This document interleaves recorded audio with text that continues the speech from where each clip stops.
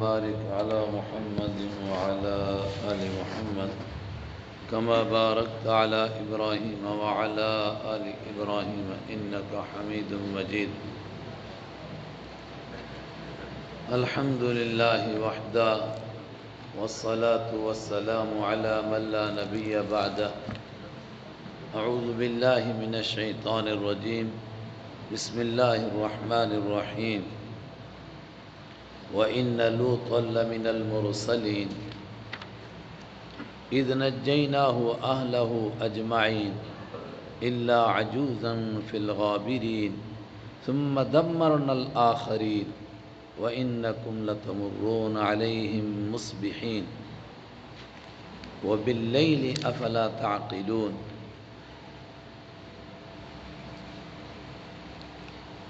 سورہ صافات چل رہی ہے،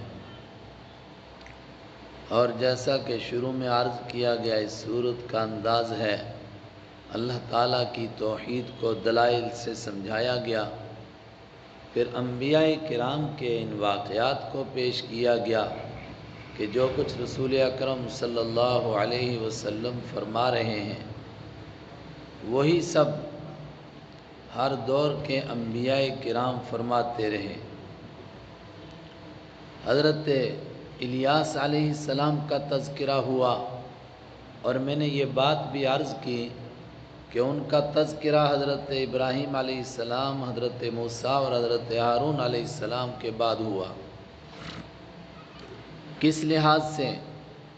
کہ نیکوں کے گھر کے اندر بھی آخر گنہگار پیدا ہو جاتے ہیں، اور یوں جو توحید کا سلسلہ چل رہا ہوتا ہے وہاں شرک کی وبائیں پھوٹ جاتی ہیں.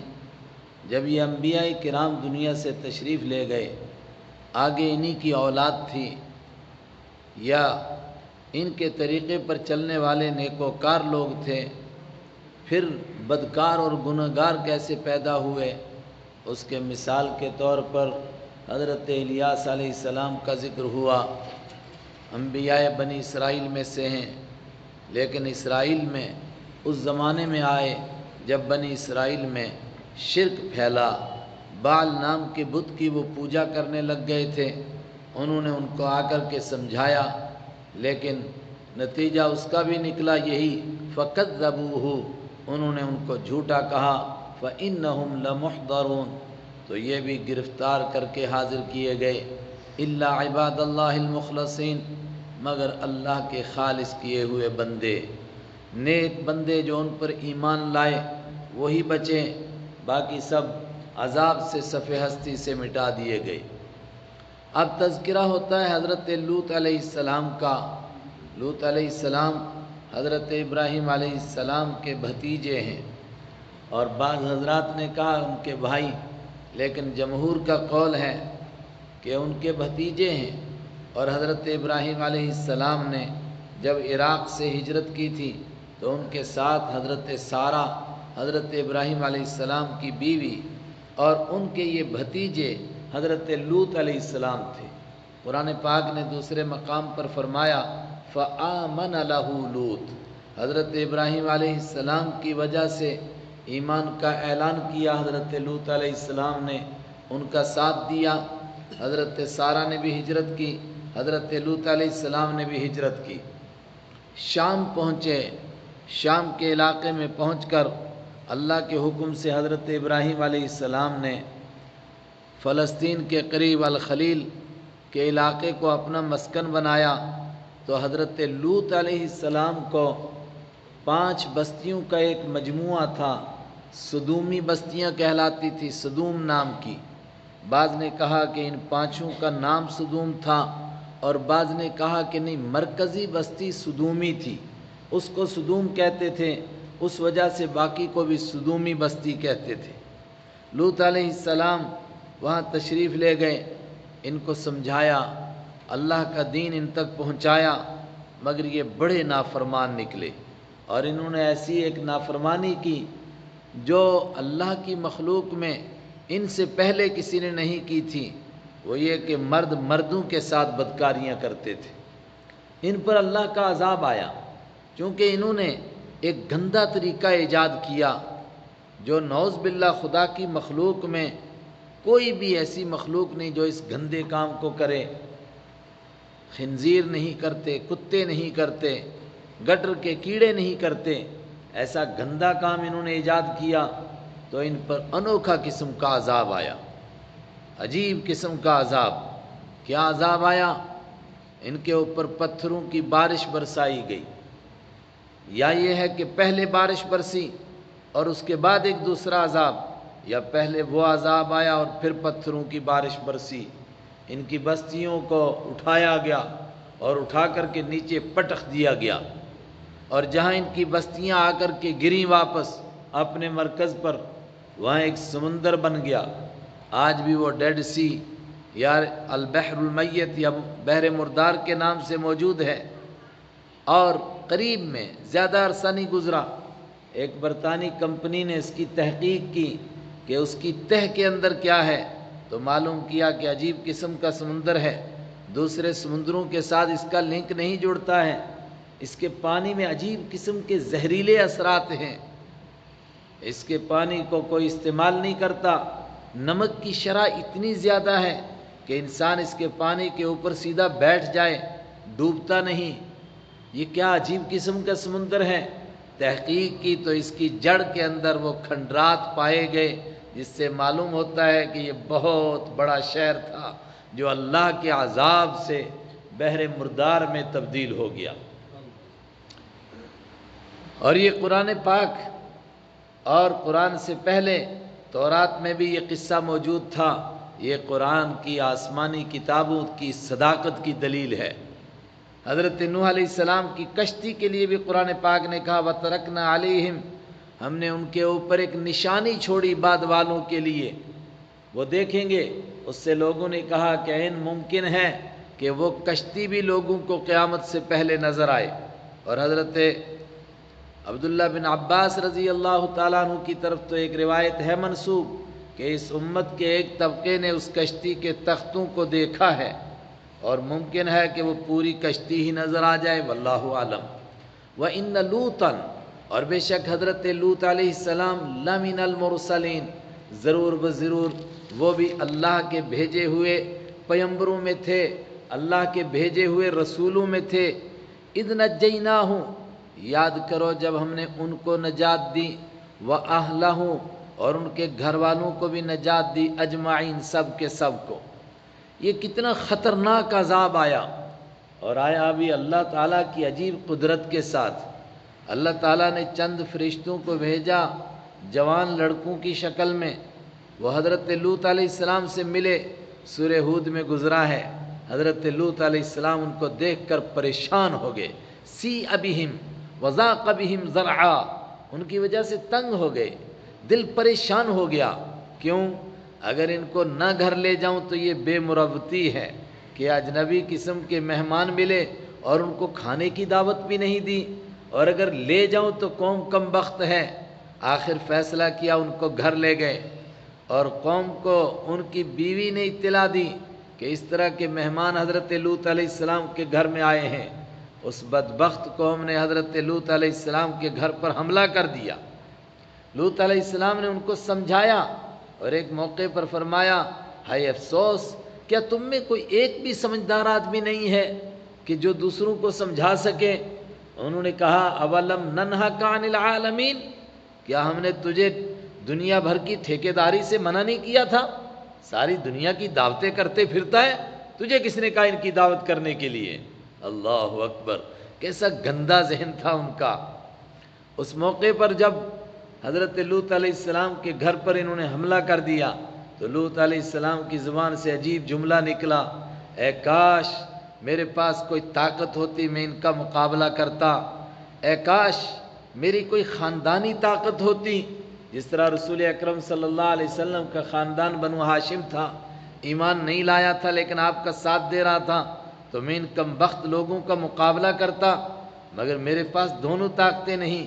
اس وقت پروردگار کے حکم سے فرشتوں نے کہا آپ گھبرائیں نہیں، انا رسول ربک، ہم تیرے رب کے رسول ہیں، بھیجے ہوئے ہیں، یہ کیا کریں گے؟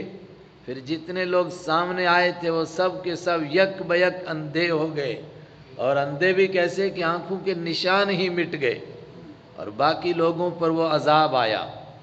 اس عذاب کے باوجود پروردگار نے نیک لوگوں کو الگ کیا۔ جب اللہ کی طرف سے یہ عمومی عذاب آتا ہے، ایک تو ہے کہ قوم کو سمجھانے کے لیے تھوڑے جھٹکے لگتے ہیں، جس طرح حضرت موسیٰ علیہ السلام فرعونیوں کے بیچ میں موجود تھے، مگر اس کے باوجود ارسلنا علیہم الطوفان والجراد والقمل، ان کے اوپر یہ عذاب آئے، طوفان آیا، چچڑی کا عذاب آیا، جوں کا عذاب آیا، گھن کا عذاب آیا۔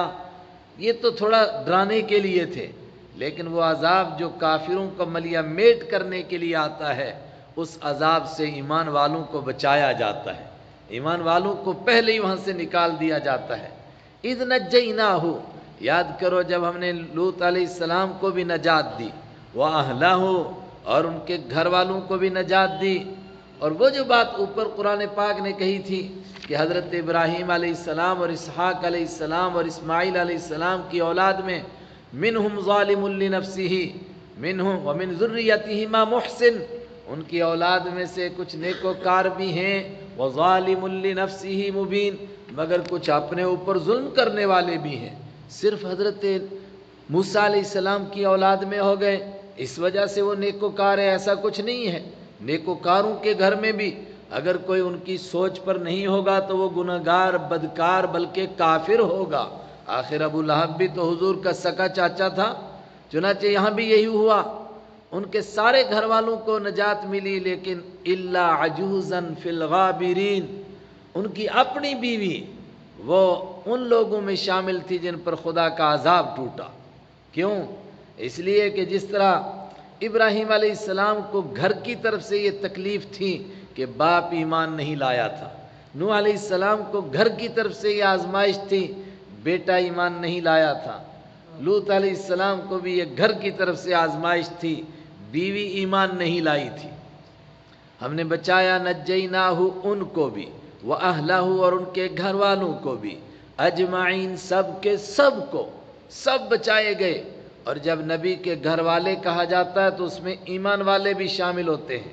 قرآن پاک کا انداز یہی بتاتا ہے کہ ان کے گھر والے، ان کے بچے ہوں گے، ہو سکتا ہے کوئی دوسری بیوی بھی ہو، بیٹے بھی ہوں، بیٹیاں بھی ہوں، اور ایمان والے بھی ہوں گے، ان سب کو اللہ نے نجات عطا فرمائی۔ البتہ بائبل کا بیان یہ ہے کہ حضرت لوط علیہ السلام کی 2 ہی بیٹیاں تھیں، لیکن آگے جو بائبل کا قصہ ہے وہ تو دل کو دہلا دینے والا ہے، اس سے دل خود گواہی دیتا ہے کہ یہ ایسا ہی ہوائی بیان ہے، یہ نعوذ باللہ کوئی سچی بات نہیں بیان ہوئی ہے۔ وہاں آگے گندی بات کیا ہے کہ نعوذ باللہ یہ 2 ہی بیٹیاں تھیں، مگر وہ بھی باپ کے ساتھ بدکاری کرتی تھی۔ کیسی گندی بات ہے۔ ایک آدمی میرے پاس آیا، کہنے لگا کہ آپ بتائیے پادری صاحب، کہنے لگے کہ قربان اسحاق علیہ السلام ہوئے تھے کہ اسماعیل علیہ السلام؟ میں نے کہا آپ کے پیٹ میں کیوں درد ہوا؟ کہنے لگے دیکھو بائبل میں لکھا ہے کہ اسحاق علیہ السلام، اور دلائل بڑے مضبوط ہیں۔ میں نے کہا خاک دلیل ہے؟ ایک طرف کہتے ہیں کہ اکلوتا بیٹا ہے، اور دوسری طرف بائبل خود کہہ رہی ہے کہ حضرت اسماعیل علیہ السلام 14 سال بڑے ہیں حضرت اسحاق سے، تو اکلوتے بیٹے کہاں ہوئے؟ یہ تو چور خود چھوڑ گیا اپنی جگہ، کچھ ایسے ثبوت جس سے پتہ چل گیا کہ یہ چور ہے۔ پھر میں نے کہا اس بیان کو، اس بائبل کے بیان کو سچا مان لیا جائے جو حضرت لوط علیہ السلام اللہ کے نبی کو بدکار کہتے ہیں؟ الیاذ باللہ، کیسی گندی بات ان کی طرف منسوب کرتی ہیں۔ قرآن کا انداز یہی لگتا ہے کہ نہیں، بہت سارے لوگ ہوں گے ایمان والے ہوں گے، کچھ نہ کچھ لوگ تو ایمان لائے ہوں گے، اور ان کی اولاد بھی ہوگی، مگر ایک بیوی ایمان نہیں لائی تھی۔ وَأَهْلَهُ أَجْمَعِينَ، اور ان کے سارے گھر والوں کو ہم نے بچایا، إِلَّا عَجُوزًا، مگر ایک بوڑھی، فِي الْغَابِرِينَ، وہ پیچھے رہنے والوں میں سے تھی۔ پیچھے رہنے کا یہ مطلب بھی ہے کہ جب صبح کو حضرت لوط علیہ السلام کو حکم ہوا کہ کچھ صبح کا وقت باقی رہے، صبح طلوع ہونے میں، تو آپ ایمان والوں کو اور گھر والوں کو لے کر کے نکل جائیں۔ اور حضرت لوط علیہ السلام کی کیفیت کو دیکھ کر قرآن نے کہا الیس الصبح بقریب، آپ اتنے پریشان کیوں ہیں؟ کیا صبح دور ہے؟ صبح تو قریب ہے، ابھی نمبر آ جائے گا ان کا۔ حضرت لوط علیہ السلام جب ان سب کو لے کر کے نکلے تو قرآن پاک نے کہا کہ آپ ان کے پیچھے پیچھے چلیے اور ان میں سے کوئی پیچھے مڑ کر کے نہ دیکھے۔ یہ واقعات سارے گزر گئے پیچھے، سورہ حجر میں، پیچھے مڑ کر کوئی نہ دیکھے اور آپ ان کے پیچھے رہیں۔ تو بعض نے کہا کہ بیوی یہاں سے ساتھ ہی نہیں گئی، اس نے کہا کہ مجھے اس کی ضرورت نہیں ہے، میں یہیں ٹھیک ہوں۔ اور بعض نے کہا کہ گئی تھی لیکن ہر قدم کے اوپر پلٹ کر دیکھتی تھی، کہتی تھی واہ قوما، میری قوم کا کیا حال ہوا، جو میری سوچ کے لوگ تھے ان کا کیا بنا۔ اسی بیچ میں ایک پتھر اس کے سر میں بھی آ کر کے لگا اور اس کا کام بھی تمام ہوا۔ الا عجوزا، مگر ایک بوڑھی، فی الغابرین، وہ تھی پیچھے رہنے والوں میں سے۔ ثم دمرنا الآخرین، ثم دمرنا الآخرین، پھر بعد والوں کو ہم نے تہس نہس کر دیا۔ دمرا کے معنی جڑوں کو ختم کرنا، ان کی کوئی نسل ہی باقی نہیں رہی، کچھ باقی نہیں رہا، سب کے سب کو غرق کر دیا گیا۔ آسمان سے ایسے اس بستی کو اٹھا کر کے واپس گرایا گیا کہ آج بھی اس کے نقشے سے سمندر سے ایسا لگتا ہے جیسے گوندا ہوا آٹا ہو اور اس میں کوئی زور سے پتھر مارے تو سائیڈوں سے آٹا آگے ہو جاتا ہے، بالکل ایسا لگتا ہے کہ اوپر سے گرایا گیا ہے۔ اور میں نے کہا ابھی یہ ہم نے نہیں، برطانوی کمپنی نے اس کی تحقیق کی اور اس نے کہا کہ اس کے نیچے کسی بہت بڑے شہر کے کھنڈرات ہیں۔ دمرنا الآخرین، بعد والوں کو ہم نے تہس نہس کر دیا۔ یہ تم کو قصہ کیوں سنایا گیا؟ وَإِنَّكُمْ لَتَمُرُّونَ عَلَيْهِمْ مُصْبِحِينَ، اے مکہ والو تمہیں کیا سنایا جا رہا ہے؟ کیا تم اس کو سنتے نہیں ہو؟ کیا یہ واقعات تم نے نہیں سنے؟ بلکہ تم دیکھتے نہیں ہو؟ ضرور دیکھتے تھے۔ مکہ والے سال میں کم سے کم ایک سفر ضرور فلسطین کا کرتے تھے۔ ان کے ہاں تجارت کے لیے 2 سفر ہوتے تھے، ایک یمن کا اور ایک فلسطین کا، شام کا سفر ہوتا تھا۔ اور جب سفر کرتے تھے تو یہ جو کچھ قرآن پاک بیان کر رہا ہے یہ سب ان کے راستے میں آتا تھا۔ حضرت ہود علیہ السلام کی قوم کا علاقہ، حضرت صالح علیہ السلام کی قوم کا علاقہ، حضرت شعیب علیہ السلام کی قوم کا علاقہ، اور پھر آخر میں حضرت لوط علیہ السلام کی قوم کا یہ برباد علاقہ جو بعد میں بحر مردار بن گیا، اس کے کنارے سے وہ گزرتے تھے۔ وَإِنَّكُمْ لَتَمُرُّونَ، اور اے مکہ والو تم ضرور بھی ضرور گزرتے ہو، علیہم ان کے اوپر، مصبحین، صبح کرتے ہوئے بھی، وباللیل، اور رات کے وقت میں بھی یہاں سے گزرتے ہو۔ تو جب بھی نافرمانوں کے علاقوں کو تباہ ہوتا ہوا دیکھو، ان کے کھنڈرات کو دیکھو، تو ایمان کا تقاضا کیا ہے؟ اس سے سبق حاصل کرو نا، کہ جس طرح ان کو تباہ کر دیا گیا، انہی کے جیسی نافرمانیاں ہم کر رہے ہیں تو ہمارا کیا بنے گا؟ ضرور ہمارا بھی وہی حال ہوگا جو ان کا ہوا ہے۔ اللہ تعالیٰ کو ان سے کوئی ضد نہیں اور ہمارے ساتھ نعوذ باللہ کوئی رشتہ داری نہیں، اور یہ تقاضا ہر جگہ ہے۔ حضرت رسول اکرم صلی اللہ علیہ وسلم تبوک کی جنگ کے موقع پر خیبر سے ہوتے ہوئے قوم سمود کے علاقے سے گزرے، اور قوم سمود کا وہ علاقہ ہے حجر، جو آج دنیا کی 6 جگہوں میں سے ایک جگہ ہے جس میں سب سے پرانی عمارتیں موجود ہیں۔ آج بھی 6000 سال پرانے وہاں کھنڈرات موجود ہیں۔ جی ہاں، دیکھ سکتے ہیں آپ، آج بھی 6000 سال پرانے کھنڈرات موجود ہیں۔ وادی قرا بھی اس کو کہا، حجر بھی اس کو کہا۔ تو جب وہاں سے گزرے آپ صلی اللہ علیہ وسلم تو آپ نے صحابہ کو فرمایا یہ وہ علاقہ ہے جس پر عذاب آیا تھا، لہذا یہاں سے جلدی جلدی گزرو، یہ تماشا گاہ نہیں، یہ عبرت کی جگہ ہے۔ باکین، روتے ہوئے، خائفین، اللہ کے عذاب سے ڈرتے ہوئے۔ اور وہ کنواں جس پر صالح علیہ السلام کی اونٹنی پانی پیتی تھی اور لوگوں نے اس کو قتل کر ڈالا تھا، کچھ لوگوں نے اس کے پانی کو بھر کر کے آٹا گوندھ لیا تھا، آپ نے اس آٹے کو پکانے سے منع فرمایا، فرمایا یہ اس کنویں کا پانی ہے جس کے اوپر عذاب آیا ہے، اس کو بھی چھوڑ دو۔ وَإِنَّكُمْ لَتَمُرُّونَ، اور ضرور بھی ضرور تم گزرتے ہو مکہ والو، علیہم ان کے اوپر سے، مصبحین، صبح کرتے ہوئے بھی، وباللیل، اور رات کے وقت میں بھی۔ یہ صبح کرتے ہوئے رات کے وقت میں کیوں؟ عرب کا علاقہ ہے، ویسے دنیا بھر میں تقریباً یہی انداز ہے، جو پیدل سفر کرتے ہیں لوگ ان سے آپ پوچھئے گا، یہی طریقہ ہوتا ہے۔ سفر کب ہوتا ہے؟ رات کا آخری حصہ ابھی کچھ باقی ہوتا ہے تو سفر شروع ہوتا ہے، اور جب سورج سر کے قریب آنے لگتا ہے 10-11 بجے کا وقت ہوتا ہے، پھر اس گرمی میں سفر نہیں ہوتا ہے، پھر سفر روک دیا جاتا ہے، پھر دن کے آخری حصے میں اور رات کے تھوڑے شروع کے حصے میں سفر ہوتا ہے، نہ بیچ رات کے سفر ہوتا ہے نہ بیچ دن کے سفر ہوتا ہے۔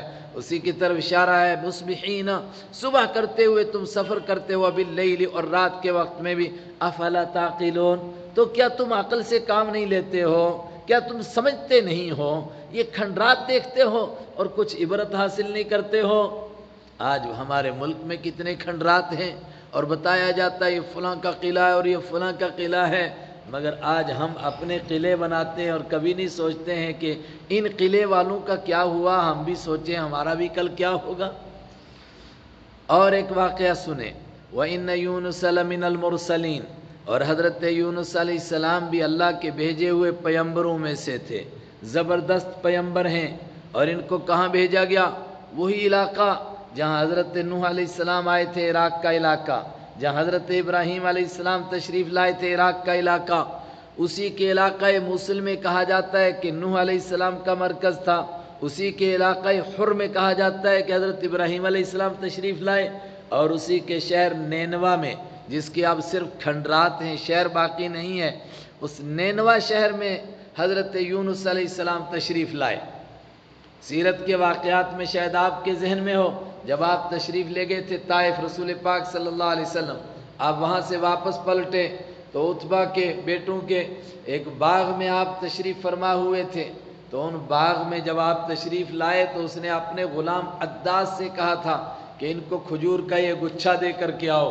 اس نے کھجور کا گچھا دیا، آپ نے بسم اللہ کر کے اٹھایا، اس نے کہا کہ یہ بسم اللہ تو بڑی عجیب چیز دیکھ رہا ہوں میں، یہاں تو مشرکوں کا علاقہ ہے، یہاں تو کبھی میں نے بسم اللہ نہیں سنی۔ تو آپ نے پوچھا تم کہاں کے ہو؟ انہوں نے کہا کہ میں نینوا کا ہوں۔ کہا وہاں جہاں میرے بھائی حضرت یونس بن متہ رہتے تھے وہاں کے رہنے والے ہو؟ اس نے کہا آپ کیسے جانتے ہیں یونس بن متہ کو؟ فرمایا وہ میرے بھائی تھے، اس لیے کہ میں بھی اللہ کا بھیجا ہوا پیمبر ہوں، اور یونس علیہ السلام بھی اللہ کے بھیجے ہوئے پیمبر تھے۔ وَإِنَّ يُونُسَ لَمِنَ الْمُرْسَلِينَ، اور حضرت یونس علیہ السلام بھی بھیجے ہوئے پیمبروں میں تھے۔ ایک لمبے عرصے تک اس علاقے کو سمجھایا گیا، اور میں نے کہا کہ یہ وہ علاقہ جہاں پہلے نوح علیہ السلام آئے تھے، گویا انہوں نے اللہ کے عذاب کو دیکھا تھا مگر پھر نافرمانی میں مبتلا ہو گئے۔ یہی ہوتا ہے، جہاں بہاریں ہوتی ہیں وہیں پھر خزاں آتی ہیں، پھر اللہ کے نافرمان ہو گئے۔ ابراہیم علیہ السلام کا زمانہ بھی دیکھا، ان کے وہ معجزہ بھی دیکھا، کس طرح اللہ نے ان کو زندہ سلامت وہاں سے نکالا، اور ابراہیم علیہ السلام کے جانے کے اوپر قوم نمرود کے اوپر جو اللہ کا عذاب آیا اس کو بھی انہوں نے دیکھا، ان پر بھی عذاب آیا۔ 14ویں پارے کی ایک آیت ہے سورہ نحل کی، اس میں اللہ کے عجیب عذاب کو بیان کیا گیا ہے کہ جب اللہ آ گیا ان کے محلوں کے پاس، وہاں سے جہاں سے ان کو گمان بھی نہیں تھا، کہ اچانک اس کے پائے کھنچ گئے اور وہ اچانک زمین پر آ گیا، تو کہا مفسرین نے کہا کہ اس سے اشارہ ہے قوم نمرود پر آنے والے عذاب کی طرف۔ وہ سب انہوں نے دیکھا مگر پھر اللہ کی نافرمانی میں مبتلا ہو گئے۔ حضرت یونس علیہ السلام نے لمبے زمانے تک ان کو سمجھایا لیکن نہیں مان کر کے دیے۔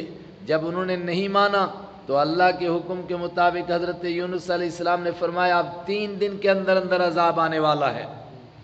آگے 2 قسم کی روایتیں ہیں تفسیر میں، ایک یہ کہ پھر حضرت یونس علیہ السلام نے یہ سوچ کر کے کہ بس اب تو عذاب آیا ہی چاہتا ہے تو نکل پڑے بستی سے، حالانکہ ابھی ان کو نکلنے کا حکم نہیں آیا تھا، لیکن مشہور روایت دوسری ہے کہ نہیں، وہ بستی سے تو یہ سوچ کر نکلے تھے کہ ان پر عذاب آ رہا ہے اور شاید ہو سکتا ہے کہ ان کو توبہ کی طرف توجہ ہو، بستی کے کنارے پہنچے، لیکن 3 دن گزر گئے، دیکھا کہ عذاب تو ابھی تک نہیں آیا، تو وہ گھبرا گئے کہ میرے سے بات کہنے میں یا سمجھنے میں کوئی غلطی تو نہیں ہوئی ہے، میں نے کیا کہا اور ابھی تک ادھر عذاب کے کوئی اثرات مجھے نظر نہیں آ رہے ہیں۔ تو ابھی اللہ کی طرف سے حکم نہیں آیا تھا یہاں سے نکلنے کا، مگر انہوں نے سوچا کہ مجھے بستی سے نکل جانا چاہیے، جبکہ انبیاء کرام عام اجازت سے بھی نہیں نکلتے ہیں، ان کے لیے خصوصی پرمیشن، خصوصی اجازت ہوتی ہے۔ دیکھیے رسول پاک صلی اللہ علیہ وسلم ہجرت فرماتے ہیں، آپ نے سارے صحابہ کو اجازت دی کہ چلو ہجرت کر جاؤ، اور ایک ایک کر کے صحابہ کرام ہجرت کرتے رہے۔ اور جب آپ نے ہجرت فرمائی اس وقت کے لیے ہے کہ مکہ میں اب کون رہ گئے تھے؟ فرمایا مکہ میں بس آپ تھے، حضرت علی تھے، حضرت ابوبکر صدیق رضی اللہ تعالی عنہم اور دیگر وہ صحابہ کرام تھے کہ جن کے لیے حالات ہی ہجرت کرنے کے نہیں تھے، مگر آپ ابھی ہجرت نہیں فرما رہے تھے۔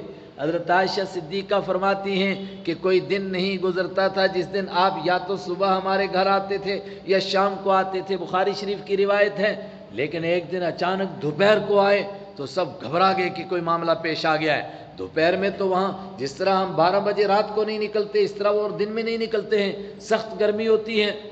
تو آپ نے حضرت ابوبکر صدیق سے فرمایا کہ کوئی اور دوسرے غیر متعلق لوگوں کو باہر نکال دو، تم سے کوئی خاص بات کرنی ہے۔ تو انہوں نے عرض کیا کہ یہاں تو آپ کی بیوی حضرت عائشہ صدیقہ ہیں اور یا فلاں ہیں، ان سے کوئی گھبراہٹ کی بات نہیں ہے، آپ فرمائیں۔ آپ نے فرمایا مجھے ہجرت کی اجازت مل چکی ہے۔ حضرت ابوبکر صدیق نے اسی موقع پر فرمایا کیا مجھے رفاقت کا موقع ملے گا؟ تو آپ نے فرمایا جی تم کو بھی رفاقت کا موقع ملے گا۔ حضرت عائشہ فرماتی ہیں میں نے پہلی مرتبہ دیکھا کہ انسان کی خوشی میں بھی آنسو نکل جاتے ہیں۔ حضرت ابوبکر کے خوشی میں آنسو نکل گئے کہ میں حضور کے ساتھ جاؤں گا۔ حضرت عمر، حضرت عثمان، بڑے بڑے صحابہ کرام تشریف لے گئے، ہجرت ہو چکی ہے، مگر حضرت ابوبکر صدیق آپ کے ساتھ تشریف لے جائیں گے، یہ آپ کو الگ سے اجازت ملی۔ حضرت یونس علیہ السلام چلے گئے تو اس کو نعوذ باللہ یہ نہیں ہم کہہ سکتے ہیں کہ انہوں نے گناہ کر دیا، جلد بازی سے کام لیا، بس یہ معمولی سی ایک لغزش ہوئی جو ان کے مرتبے کے اعتبار سے لغزش تھی، ورنہ ہمارے اعتبار سے یہ کوئی لغزش نہیں تھی، امت کے اعتبار سے، ان کے مرتبے کے اعتبار سے، مگر اس پر بھی گرفت آ جاتی ہے اللہ کی طرف سے۔ جن کے مرتبے ہوتے ہیں اونچے ان کی گرفت بھی معمولی باتوں پر ہو جاتی ہے۔ یہ سوچ کر کے کہ اللہ کا عذاب بس آیا ہی چاہتا ہے، ابھی تک نہیں آیا، بستی سے چلے گئے۔ آگے وہ واقعہ پیش آیا جس کو قرآن پاک نے بیان کیا کہ چلتے ہوئے پھر کسی بڑے دریا کو یا کسی بڑے سمندر کو پار کرنا تھا جس کے لیے کشتی کی ضرورت تھی۔ اکثر لوگوں نے کہا کہ یہی جو بغداد میں و عراق میں دریا بہتے ہیں، فرات ہوگا، دجلہ ہوگا، ان میں سے کوئی ہوگا۔ دوسرے لوگوں نے کہا جو انداز قرآن پاک کا لگتا ہے اس سے لگتا ہے کہ نہیں یہ نہیں، اس سے بھی کوئی بڑا یا تو سمندر ہے یا دریا ہے یا کوئی آبنائے تنگ ہے جیسے خلیج فارس وغیرہ، اس طرح کی کسی کو کراس کرنا تھا، وہاں کشتی کی ضرورت تھی۔ جب کشتی پر بیٹھے تو عجیب مسئلہ پیش آیا، کیا کشتی بیچ سمندر کے جا کر کے ہچکولے لینے لگ گئی، اور کشتی والوں نے مختلف روایتیں ہیں۔ ایک روایت یہ ہے کہ کشتی والوں نے کہا کہ ہماری کشتی تبھی ہچکولے لیتی ہے جب اس میں کوئی بھگوڑا غلام بیٹھتا ہے، اور مشہور روایت یہ ہے کہ کشتی والوں نے کہا کہ وزن زیادہ ہو گیا ہے، ایک آدمی کو اتارنا پڑے گا، تو کس کو اتارے؟ کہا قرآن اندازی کر لیتے ہیں، تو قرآن اندازی کی تو بار بار قرآن حضرت یونس علیہ السلام کے نام پر نکلتا ہے، اور لوگ ان کی شکل و صورت کو دیکھ کر کے شرمندہ ہیں، ایسے آدمی کو ہم کشتی سے اٹھا کر کے سمندر میں پھینک دیں، لیکن انہوں نے فرمایا کہ نہیں بھئی میرے نام پر ہی نکلے گا۔ اور بعض نے کہا جو وہ کہا تھا نا بھگوڑے غلام کی وجہ سے کشتی ہچکولے لیتی ہے، تو انہوں نے خود ہی کہا کہ بے شک صحیح ہے، میرے نام پر قرآن نکلا ہے، میں ہی بھگوڑا غلام ہوں۔ یہ سب تفسیری روایتیں ہیں، جو بھی کچھ ہوا آخر ان کو کشتی سے اتار کر کے سمندر میں پھینک دیا گیا۔ اور بعض تفسیروں میں اس سے پہلے عجیب واقعہ آیا ہے کہ وہ اپنی اہلیہ کو لے کر کے اور 2 بچوں کو لے کر بھی ساتھ جا رہے تھے، تو سب سے پہلے ایک مقام آیا جہاں پر ایک بچے کو کندھے پر رکھا اور ایک کو ادھر بٹھا دیا، کہا اس کو پار چھوڑ کر آتا ہوں دریا سے پھر تجھے لے جاؤں گا۔ تو بیچ دریا کے پہنچے، طغیانی زیادہ آئی اور بیٹے نے مڑ کر پیچھے دیکھا اور کہا ابو بھیا کو بھیڑیا لے گیا، اور جو مڑ کر یوں دیکھا تو یہ کندھے والا بھی نیچے گر گیا اور اس کو بھیڑیا لے کر کے چلا گیا۔ اور پھر بیوی رہ گئی ساتھ، ان کو لے کر جا رہے تھے، راستے میں عجیب قسم کے کچھ لوگ آئے، انہوں نے کہا یہ اجنبی عورت کو کہاں لے جا رہا ہے، انہوں نے اس کو بھی چھین لیا۔ یہ تفسیروں میں لکھا ہے، تو بالکل خالی ہو گئے، بڑا عجیب قسم کا امتحان۔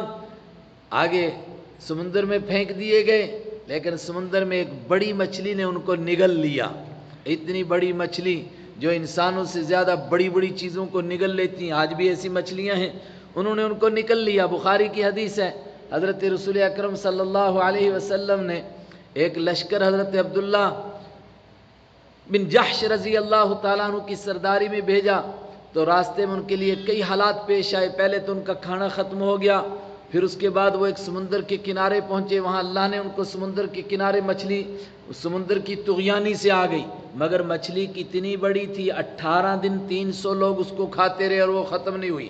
اور بعد میں وہ جو ہم مچھلی کا کانٹا نکالتے ہیں نا، مچھلی کی پسلی ہوتی ہے اصل میں، تو اس کی 2 پسلیوں کو جو جوڑ کر ایسے کھڑا کیا تو اونٹ کے اوپر سوار بیٹھا اور اس کے نیچے سے نکل گیا اور سر بھی نہیں لگا اس کی پسلی کے ساتھ. کتنی بڑی مچھلی ہوگی، معلوم ہوا اتنی بڑی مچھلیاں ہو سکتی ہیں. مچھلی نے اپنے پیٹ میں لے لیا، لیکن اللہ کی طرف سے حکم آیا کہ یہ تیری خوراک نہیں ہے، یہ میری امانت ہے. دیکھیے قرآن پاک کیا کہہ رہا. وَإِنَّ يُونُسَ، اور بے شک حضرت یونس علیہ السلام، لَمِنَ الْمُرْسَلِينَ، ضرور بضرور وہ بھی بھیجے ہوں میں سے تھے. اِذْ أَبَقَ، یاد کرو کہ جب وہ بھاگے. اور یہ خاص طور سے لفظ استعمال ہوتا ہے غلام کے بھاگنے کا، اور سارے کے سارے بندے اللہ کے غلام ہیں، انبیاء کرام بھی اس کے غلام ہیں. تو گویا ابھی اجازت کے بغیر نکلے تھے، اس لیے لفظ آیا ابقا، بھگوڑے غلام کی طرح بھاگے. الی الفلک المشحون، بھاگ کر کے کہاں گئے، کہاں بیٹھے، ایک بھری ہوئی کشتی کے اندر بیٹھے. فساہما، تو کشتی والوں نے قرآن اندازی کی.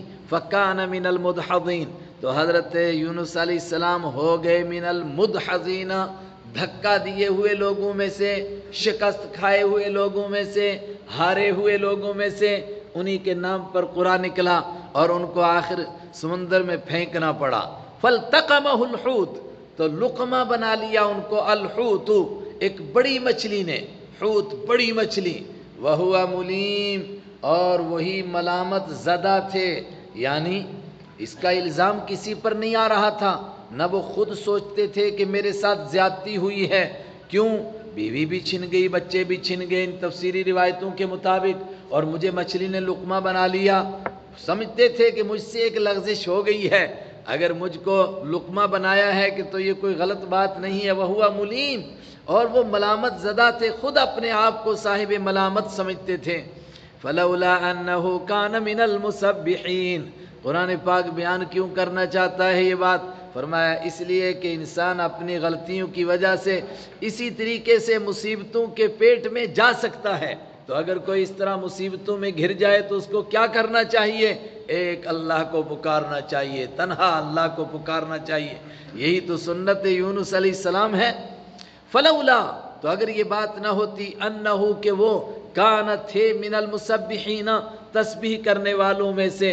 اور کیا تسبیح کرنے والوں میں سے تھے؟ وہ سورہ انبیاء میں گزر چکا ہے. فنادا فی الظلمات، تو کئی اندھیریوں میں انہوں نے ہم کو پکارا. اور پکار کر کیا کہا؟ اسی چھوٹی سی اس آیت کے اوپر بڑی لمبی تفسیر ہے ابن تیمیہ علیہ رحمہ کی. ایک آیت کی تفسیر ہے بہت بڑی، کہ یہ وہ موقع تھا جس پر یونس علیہ السلام کو دعا کرنی تھی، پروردگار مجھے بچا، پروردگار مجھے یہاں سے نکال، پروردگار بہت دم گھٹ رہا ہے، میں بہت پریشان ہوں. لیکن ایسی کوئی دعا نہیں کی. دعا کیا کر رہے ہیں؟ اللہ الہ الا انت سبحانک انی کنت من الظالمین. سب سے پہلے اس کی توحید کا اقرار، اے خدا مچھلی کے پیٹ میں کسی اور کو نہیں پکار رہا ہوں، تجھے پکار رہا ہوں. اللہ الہ، کوئی عبادت کے لائق ہے ہی نہیں، الا انت، سوائے تیرے. اور یہ اگر مچھلی کے پیٹ میں آ گیا ہوں تو اس میں کوئی مجھ پر زیادتی نہیں ہوئی. وَإِنِّي كُنْتُ مِنَ الظَّالِمِينَ، اور میں ہوں ظلم کرنے والوں میں سے، مجھ سے لغزش ہو گئی ہے. حالانکہ میں نے کہا یہ نعوذ باللہ گناہ نہیں. انبیاء کرام نبوت سے پہلے بھی گناہوں سے معصوم، نبوت کے بعد بھی معصوم. ان کے مرتبے کے اعتبار سے یہ لغزش تھی جس کو فرما رہے ہیں وَإِنِّي كُنْتُ مِنَ الظَّالِمِينَ، اور میں ہوں ظلم کرنے والوں میں سے. اور اعتراف جرم کر لینا اور آپ اللہ کے سامنے سرنڈر کر دینا کہ میرے سے کچھ نہیں ہو سکتا ہے، بس یہی مدد کے آنے کا وقت ہوتا ہے. اور اللہ بندے سے یہی چاہتا ہے کہ وہ کہے میرے سے کچھ نہیں ہوتا ہے، سب کچھ چھوڑ دے، سہاروں کا سہارا نہ لے. اگر سہارا لے گا تو پھنس جائے گا. میں نے مفتی تقی عثمانی صاحب کے ایک بیان میں سنا بھی، اور ان کی ایک کتاب میں نے پڑھا بھی. اب مجھے پوری طرح یاد نہیں رہا، غالباً انہوں نے ڈاکٹر عبدالحی صاحب کا قصہ لکھا. ڈاکٹر عبدالحی صاحب نے غالباً اپنے استاذ کا بیان کیا ہے کہ جب تانگے رکشے چلتے تھے، ابھی یہ گاڑیوں کا زمانہ نہیں تھا، اس وقت میں اپنے استاذ کے ساتھ کہیں سفر کر رہے تھے، ریگستانی علاقہ تھا. اچانک تانگے والے نے کہا بھئی طوفان آ رہا ہے، اب لوگ تانگے سے اتر جاؤ. کہتے ہیں یہ پڑھے لکھے لوگ تھے، انہوں نے کہا کوئی طوفان تو نظر نہیں آ رہا ہے، کیا کہہ رہے ہو تم؟ کہا طوفان آ رہا ہے، اتر جاؤ۔ تو یہ اتر گئے، تو ایک بڑا سا درخت تھا، اس کے نیچے کھڑے ہو گئے۔ انہوں نے کہا وہ درخت کے نیچے مت کھڑے ہو جاؤ، بلکہ ریت میں اپنے آپ کو گرا دو، لیٹ جاؤ اس ریت کی نالی میں۔ تو ریت کی نالی میں ابھی لیٹے ہی تھے تو بس عجیب طوفان آیا، عجیب قسم کا طوفان۔ وہ طوفان ریگستان میں آتا ہے، آپ لوگ سعودی میں سفر کرتے ہیں، جو نچلا راستہ ہے نا جو بدر سے ہوتا ہوا جاتا ہے، اس میں جگہ جگہ بورڈ دیکھنا لگے ہوئے ہیں، آپ ریتیلے طوفان کے علاقے کی زد میں ہیں، کسی وقت بھی طوفان آ سکتا ہے۔ وہ تو ادھر سے ریت اٹھتی ہے، ادھر پہاڑ بن جاتا ہے، ادھر سے کبھی اٹھتی ہے، ادھر گاڑیوں کو اٹھا کر پھینک دیتی ہے۔ تو عجیب قسم کا طوفان آیا، یہ لیٹ گئے۔ تو کچھ دیر کے بعد طوفان چلا گیا تو تانگے والا اٹھا اور اس نے کہا شکر کرو خدا کا، گھوڑا بھی بچ گیا، تانگا بھی بچ گیا۔ اس نے تانگا الٹ دیا تھا، گھوڑا کھول دیا تھا۔ اس کے بعد اس نے کہا کہ وہ جو درخت آپ لوگ اس کے نیچے کھڑے ہو رہے تھے، دیکھو اس کا کیا حال ہے، وہ تو طوفان کی وجہ سے کہیں دور پڑا ہوا تھا۔ کہا جب طوفان آتا ہے پھر یہ درختوں کو نہیں چھوڑتا ہے۔ اس کے بعد ان کے استاذ نے شاگرد سے کہا کہ کچھ سمجھے؟ کہا کیا سمجھے؟ کہا دیکھو پہلی بات ہم یہ غور کرو، یہ سمجھے کہ کسی نہ کسی کو اپنا رہبر مانو اور اس کی بات مان لیا کرو۔ اگر ہم نے اس رکشے والے کو کہا ہوتا بے وقوف کہیں کہ ہمیں تو کہیں طوفان نظر نہیں آ رہا تو مر جاتے ہم بھی، ہم نے اس کی بات کو مان لیا۔ اور پھر جب اس طرح کی مصیبتیں آئیں، بڑی پریشانیاں، تو چھوٹے سہارے کام نہیں دیتے ہیں۔ دیکھو اگر درخت کا سہارا لیا ہوتا ہمارا کیسے کچھ عمر نکل جاتا۔ اس وقت میں اپنے آپ کو نالیوں میں گرا دینا ہے، اللہ کے حوالے کر دینا ہے۔ اللہ کے حوالے کیا، ریت نے ان کے اوپر بھی کچھ ریت چڑھا دی تھی لیکن اللہ نے نکال دیا، اس سے بچ کے زندہ باہر آ گئے۔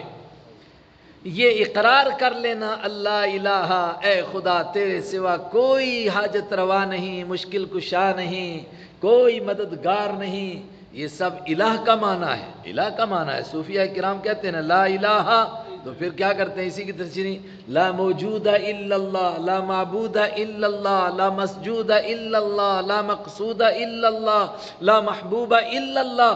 یہ باقی معنی کہاں سے نکال رہے ہیں؟ اسی میں سے کہ الہ کا معنی کیا ہے؟ نہ کوئی ہمارا معبود ہے، نہ کوئی مسجود ہے، نہ کسی سے ہمیں امید ہے، نہ کوئی بچانے والا ہے، الا اللہ، الا انت، سوائے تیرے اے خدا تو بچا سکتا ہے۔ وانی کنت من الظالمین، اور میں ہوں زیادتی کرنے والوں میں سے۔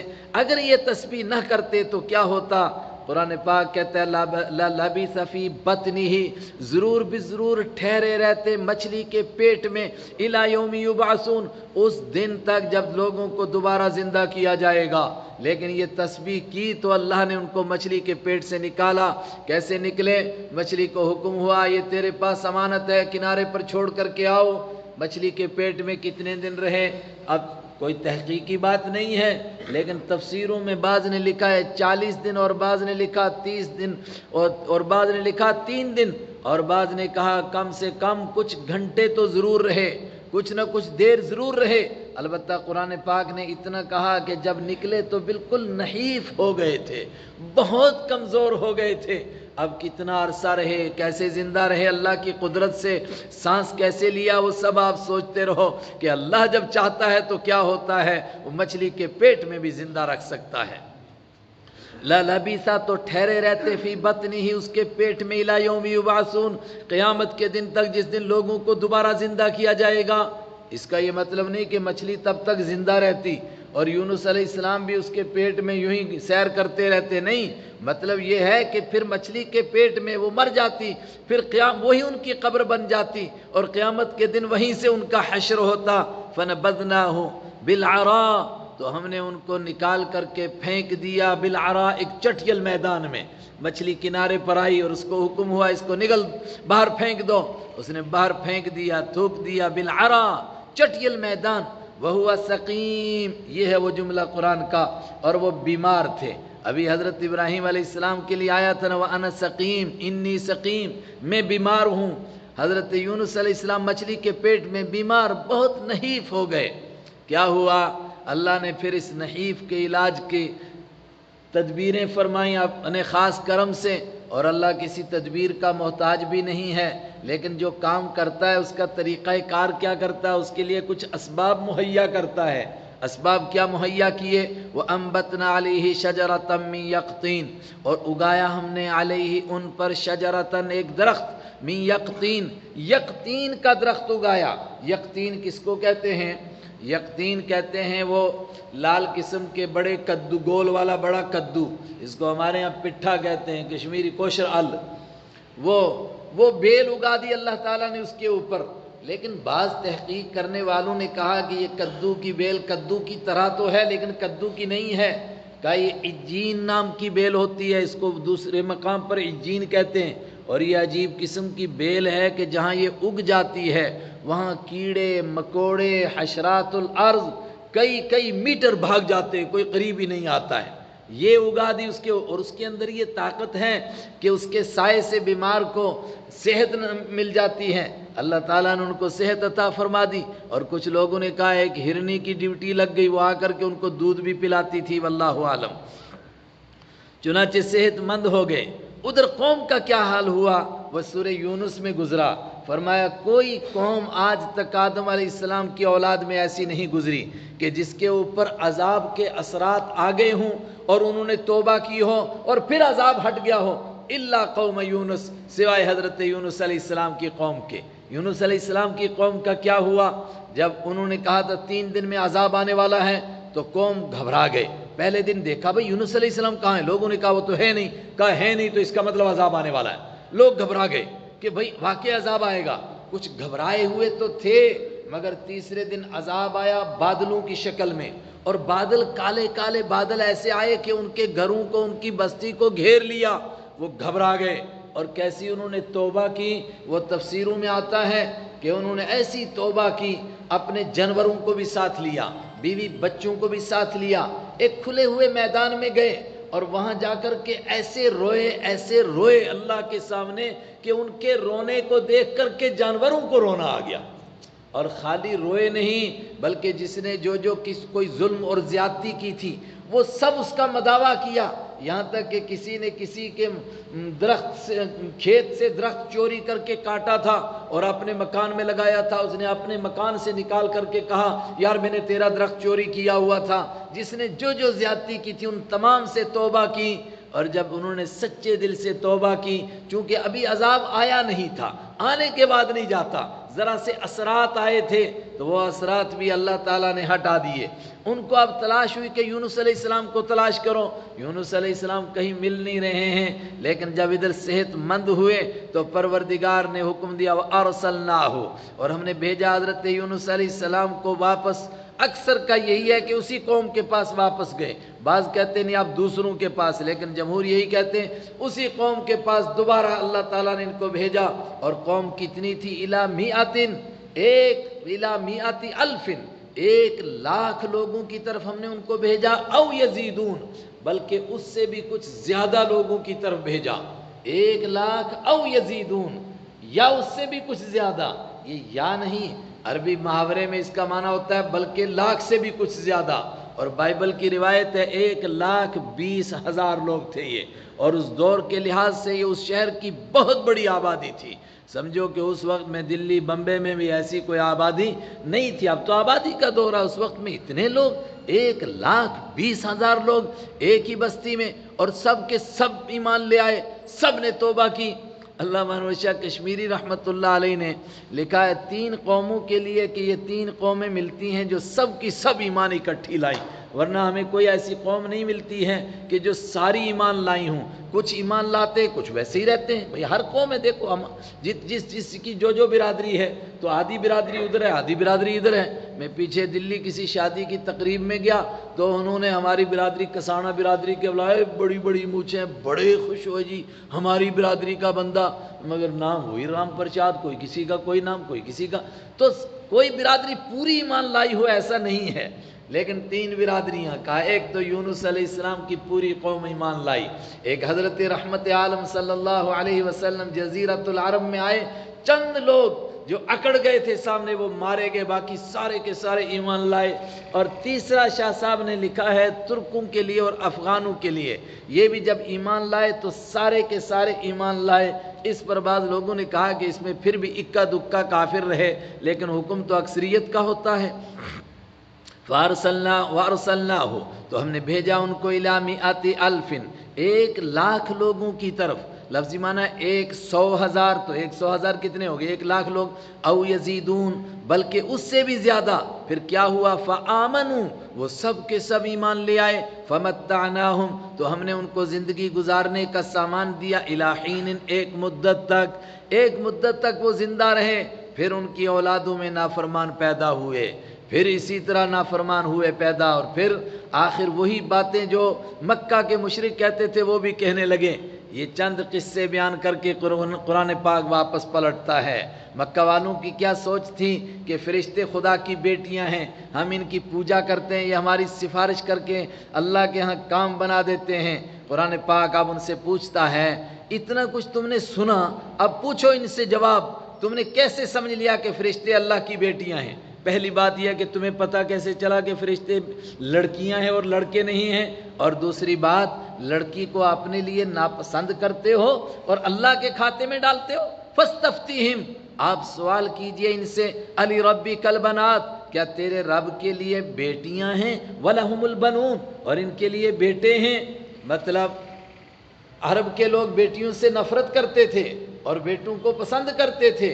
بیٹی کا مسئلہ ان کے ہاں کیا تھا؟ وَإِذَا بُشِّرَ أَحَدُهُم بِالْأُنثىٰ، جب ان میں سے کسی کو بیٹی کی خوشخبری دی جاتی تھی تو کیا کرتا تھا؟ ظَلَّ وَجْهُهُ مُسْوَدًّا، پورے دن اس کا منہ کالا رہتا تھا۔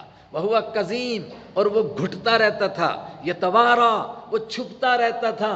مِن سُوءِ مَا بُشِّرَ بِهِ، اس چیز کی برائی کی وجہ سے جس کو اس کی خوشخبری دی گئی۔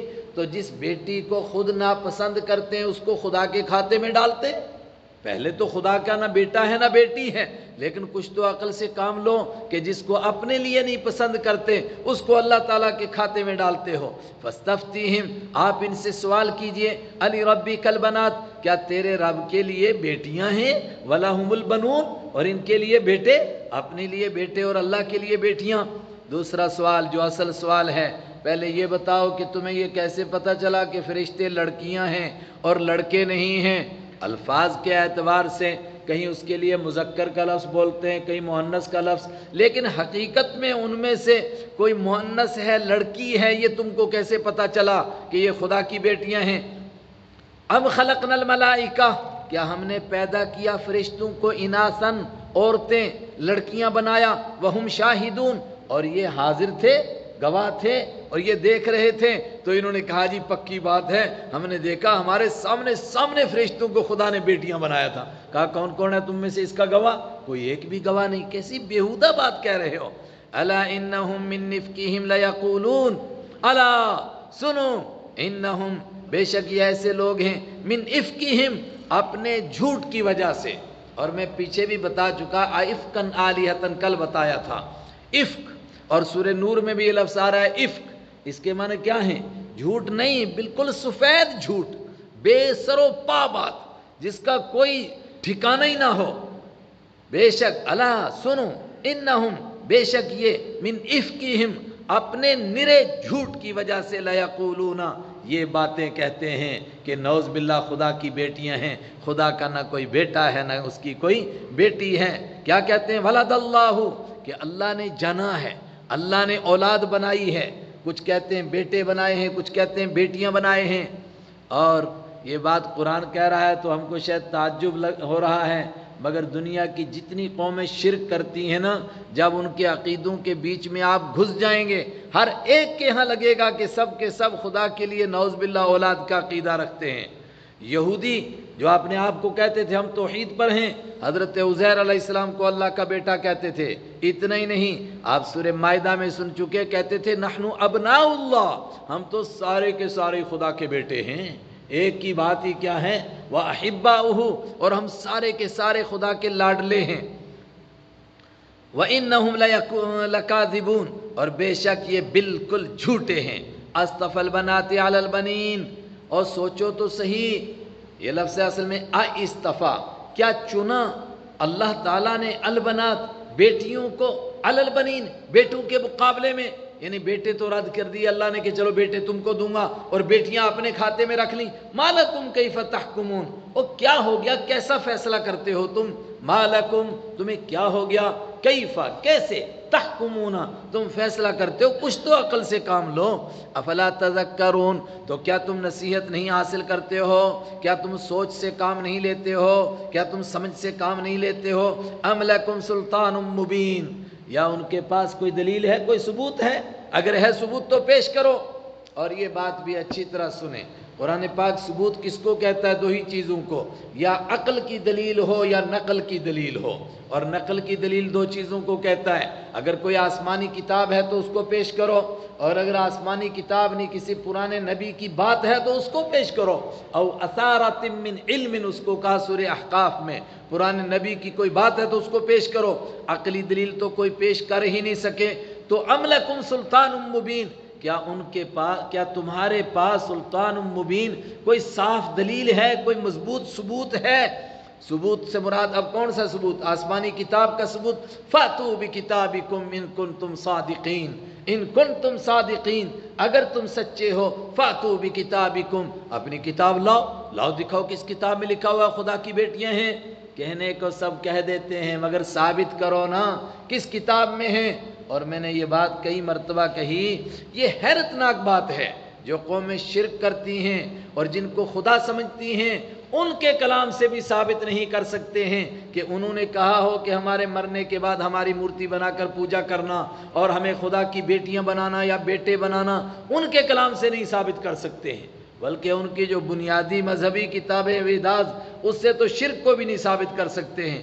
فاتوا بکتابکم لاؤ اپنی کتاب ان کنتم صادقین اگر تم سچے ہو، وجعلوا بینہ وبین الجنۃ نسبا، ارے فرشتوں کی کیا بات کرتے ہو کہ یہ مشرک اتنے بیہودہ کہ فرشتوں کو کہتے ہیں خدا کی بیٹیاں ہیں، اگر بیٹی ہوگی تو بیٹی کی کوئی ماں بھی تو ہوگی، ہیں سورہ انعام میں ہے، وہ کیا ہو گیا تم خدا کی بیٹیاں بناتے ہو، وَلَمْ تَكُنْ لَهُ صَاحِبَةٌ حالانکہ اس کی کوئی بیوی تو ہے ہی نہیں، تو بیوی کے بغیر بیٹیاں کیسے ہوئیں؟ اور اگر بیٹی مانتے ہو تو بیوی کس کو کہو گے؟ خدا کی، نعوذ باللہ ثم نعوذ باللہ، کیسی بیہودہ بات کہہ رہے ہو۔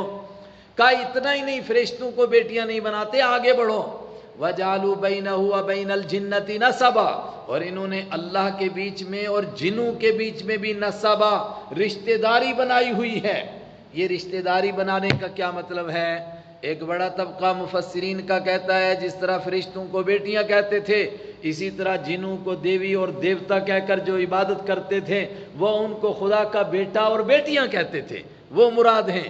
اور بعض نے کہا کہ نہیں، عرب میں کچھ عجیب سوچ کے قبائل تھے، وہ کیا کہتے تھے نعوذ باللہ کہ فرشتے خدا کی بیٹیاں ہیں، ان سے پوچھا جاتا تھا بیوی کون ہیں؟ کہا جنوں کی عورتوں سے، لڑکیوں سے اللہ تعالیٰ کی شادی ہوئی نعوذ باللہ، اور ان سے جو آگے اولاد پیدا ہوئی وہ فرشتے ہیں اور وہ خدا کی بیٹیاں ہیں۔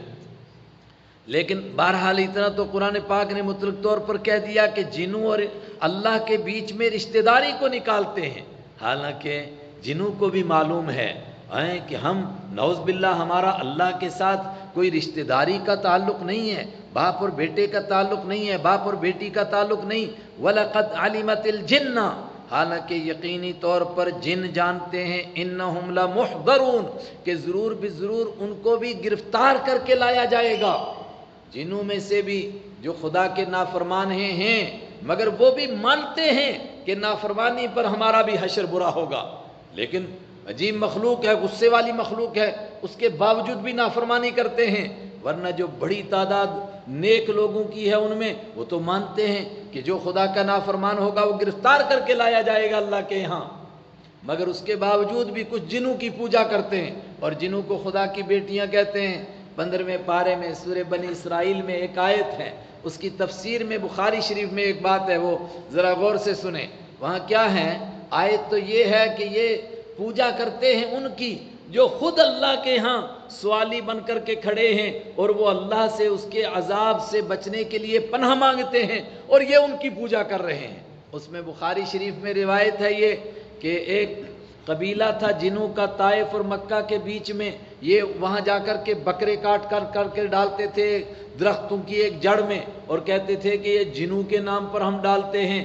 وہاں کے جنوں کو اللہ نے ایمان نصیب کر دیا، اب وہ جن کہتے تھے کہ ہم تو ایمان لے آئے، اللہ کو مانتے ہیں اور یہ بدبخت اب بھی ہماری پوجا کر رہے ہیں۔ وَجَعَلُوا بَيْنَهُ وَبَيْنَ الْجِنَّةِ نَسَبًا، اور انہوں نے اللہ کے بیچ میں اور جنوں کے بیچ میں رشتہ داری بنا رکھی ہے۔ وَلَقَدْ عَلِمَتِ الْجِنَّةُ، حالانکہ یقینی طور پر جنات جانتے ہیں، اِنَّهُمْ لَمُحْضَرُونَ، کہ بے شک وہ حاضر کیے ہوئے لوگوں میں سے ہیں۔ سبحان اللہ عما یصفون، پاک ہے اللہ ان تمام شرک کی باتوں سے، عما ان تمام باتوں سے، یصفون جن کو یہ لوگ بیان کرتے ہیں، الا عباد اللہ المخلصین، مگر اللہ کے خالص کیے ہوئے بندے، وہ جو بیان کرتے ہیں وہ باتیں درست ہیں، وہ اللہ کی توحید بیان کرتے ہیں، وہ اللہ کی اچھی اچھی صفات بیان کرتے ہیں۔ فَإِنَّكُمْ وَمَا تَعْبُدُونَ مَا أَنْتُمْ عَلَيْهِ بِفَاتِنِينَ إِلَّا مَنْ هُوَ صَالِ الْجَحِيمِ۔ ایک بڑی اہم بات، اس طرح جب شرک کا دورہ چل رہا ہے کہ کوئی فرشتوں کو خدا کی بیٹیاں بنا کر کے شرک کروا رہا ہے، کوئی جنوں کو دیوی اور دیوتے بنا کر کے شرک کروا رہا ہے، اور کوئی پتہ نہیں کیسے کیسے کروا رہا ہے، تو پھر تو کوئی شرک سے بچے گا ہی نہیں۔ اللہ تعالیٰ نے فرمایا کوئی نہیں، سب بچیں گے۔ شرک کون کرے گا؟ فرمایا جس کو جہنم میں جانا ہے وہ جائے گا۔ باقی ساری دنیا کے شیاطین اکٹھے ہو جائیں اور ساری دنیا کے انسان اکٹھے ہو جائیں اور جن کی پوجا کرتے ہیں وہ بھی آ جائیں اور سارے مل کر کے صرف اکیلے ایک آدمی کو گمراہ کرنا چاہیں، مگر وہ ہدایت پر رہنا چاہتا ہو اور اللہ اس کو اپنے کرم سے ہدایت پر رکھنا چاہے تو یہ اس کو گمراہ نہیں کر سکتے ہیں۔ بڑی زبردست بات ہے۔